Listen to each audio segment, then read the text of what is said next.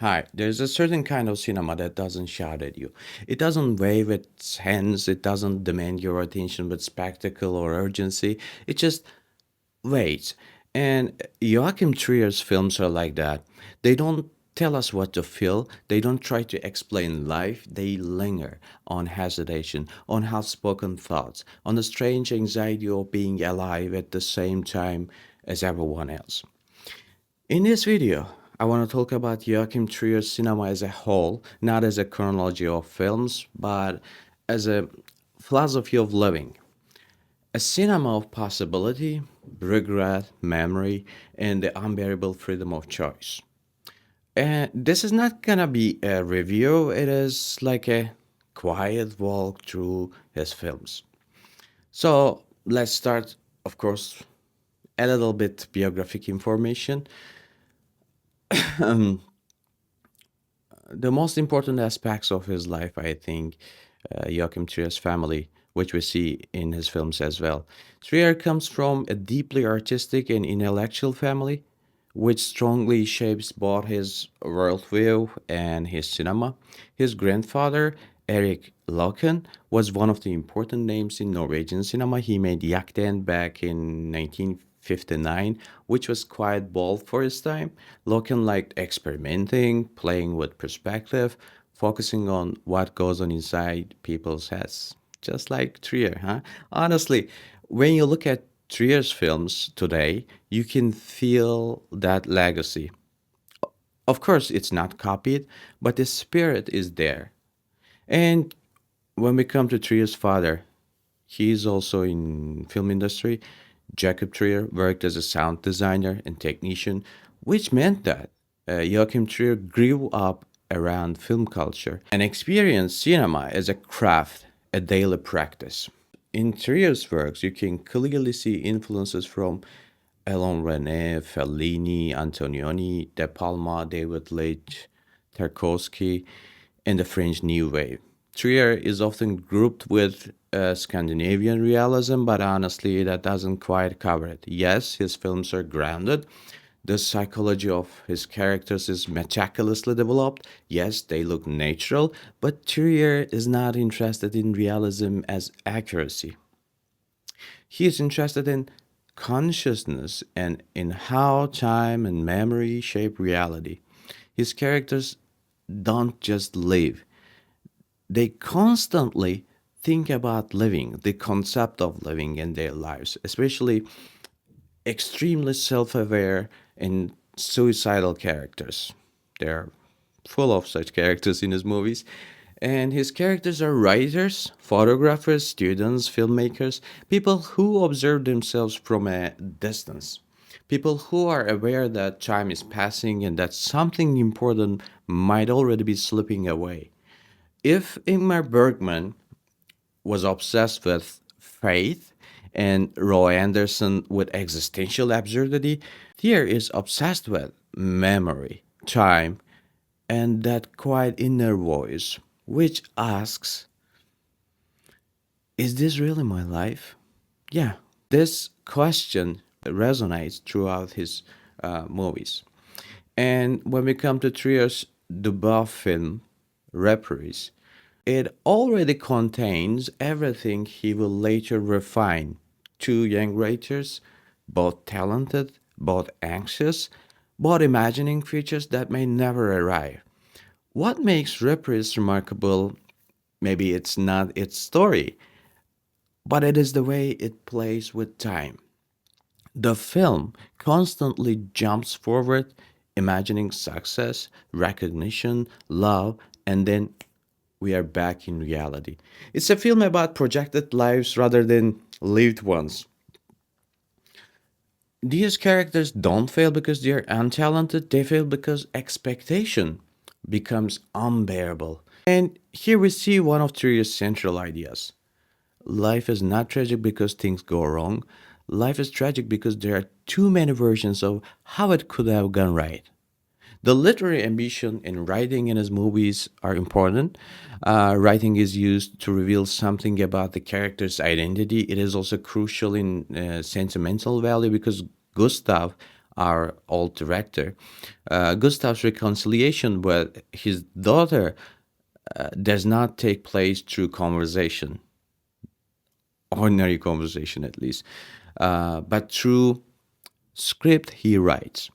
Moreover, through fiction writing, we also understand how the characters view each other. In a way, art in his movies provides various point of views. To fail as a writer or maybe as an artist feels like failing as a person. Subtly, Trier is asking, can our imaginations, art, in creative works connect us with others? That must be a crucial question in his movies. And if Reprise is about youth and expectation, Oslo, August 31st, is about time after expectation has collapsed. This is a film about one day, but it feels like a lifetime. Anders walks through Oslo, meeting people from his past. Every conversation feels polite, restrained, normal, yet underneath something is ending. What makes this film devastating is its gentleness. There's a suicidal guy. This is his last day, and everything is depicted as it is. There's neither melodrama nor dramatic breakdowns, just the unbearable awareness that life continues, even when someone no longer wants to. One of the most powerful moments in the film is the cafe scene. In this scene, we overhear strangers talking about their lives while Anders sits there, painfully lost. He doesn't know what to do with his life. He doesn't even know what to do with his day. People come and go around him, and he hears a young woman reading out her bucket list. A little bit ambitious bucket list, because in this list there's writing a new novel, learning languages, swimming with dolphins. This moment quietly tells us something pretty brutal. The world does not revolve around our pain. Life goes on, conversations overlap, people dream, complain, plan, uh, and this is not cruel. It's simply life, real life. Trier does not romanticize despair. He presents it as a disconnection from time itself. And a little bit unusual genre for Trier, Thelma. Thelma feels like an adaptation of Carrie from a Scandinavian point of view. Thelma comes from a deeply religious family. Her father watches her closely. Her body is monitored, corrected, diagnosed. Her seizures are given a medical name, epilepsy. But the film quietly suggests that this name is doing cultural work. It is a way to translate something frightening into something manageable. Something unspeakable becomes clinical. And what remains unspeakable is not illness, but desire. Thelma's body reacts before her mind allows it to. One of the most unsettling aspects of Thelma is that its controlling figure is not cruel.